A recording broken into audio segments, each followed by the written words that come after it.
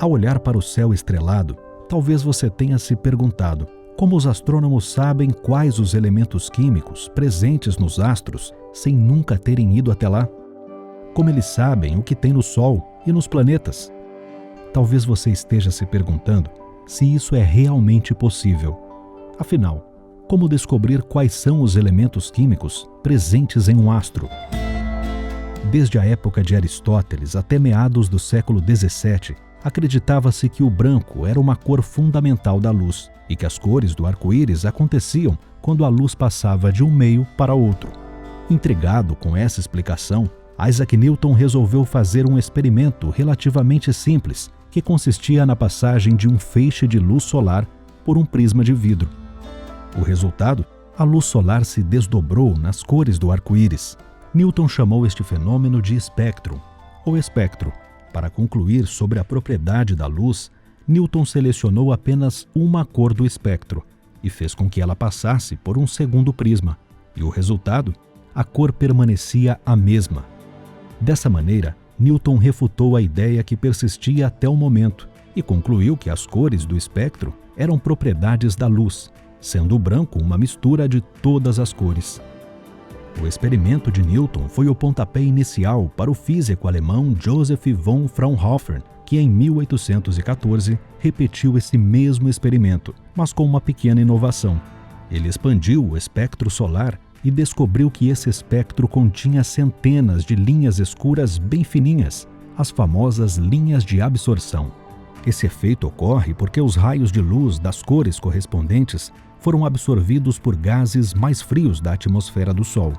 Na época, Fraunhofer contou mais de 600 linhas, mas atualmente sabemos que o espectro solar possui milhares de linhas escuras de absorção.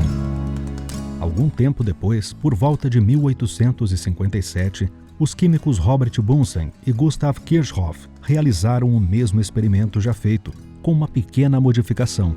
Eles utilizaram uma chama e uma pequena fenda que fosse capaz de direcionar a luz emitida do objeto para o prisma.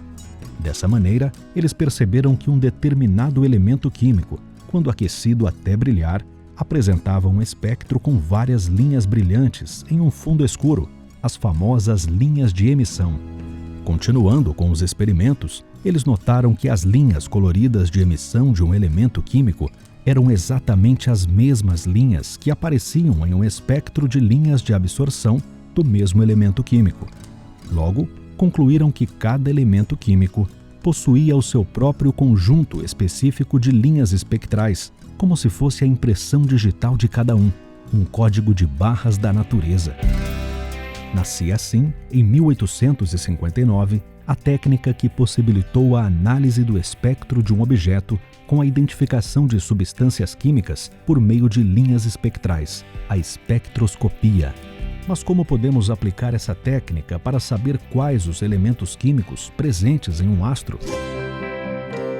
O que acontece é o seguinte, que em laboratório a gente faz as experiências esquentando os diversos elementos químicos que a gente conhece e cada um deles aquecido emite luz.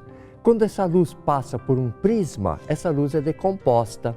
E o que a gente verifica é que, dependendo de qual é o elemento químico, quando a luz se decompõe, ela aparece com cores diferentes no espectro. De tal forma que a gente tem um catálogo no qual a gente tem para cada elemento químico quais são as cores que aquele elemento químico emite. E aí então a gente pega o telescópio, aponta para a estrela que a gente quer observar, e ao invés de colocar o olho lá, a gente coloca um prisma, a luz atravessa o prisma, se decompõe e a gente verifica, puxa, apareceu um espectro aqui e esse espectro aqui é igual a um daqueles que eu tenho no meu catálogo. Então eu posso dizer que naquela estrela existe aquele elemento químico que eu já tinha reconhecido no meu catálogo. E é assim que a gente determina então que nas estrelas existem hidrogênio, hélio, no Sol, por exemplo, existe ferro, carbono e com isso a gente acaba tendo informações então da composição química do astro. É claro que aqui tem um problema, né? Porque uma estrela tem mais do que um elemento químico. Então, quando a gente faz o espectro da estrela, aparecem um monte de linhas coloridas de diversos elementos químicos. Aí o que o astrônomo tem que fazer? Ele tem que saber quais linhas correspondem a quais elementos químicos. E aí então ele vai retirando. Bom, opa, achei essa ali, essa é do ferro, essa é do oxigênio, essa é assim. Então ele vai tirando. Antigamente isso dava um trabalho enorme. Hoje, com os computadores, nós fizemos já essas experiências, já nos catálogos lá do computador, eu já tenho lá quais as linhas que aparecem para cada elemento químico. E aí então eu pego o espectro que eu obtive da estrela, pego aquelas linhas, dou para o computador e falo, te vira, ache quais são os elementos químicos que compõem aquela estrela. E aí então o computador faz essa separação e fornece então o resultado final. Agora que você já conhece como os astrônomos fazem para descobrir quais são os elementos químicos presentes em um astro, te convidamos a contemplar o céu estrelado nessa noite.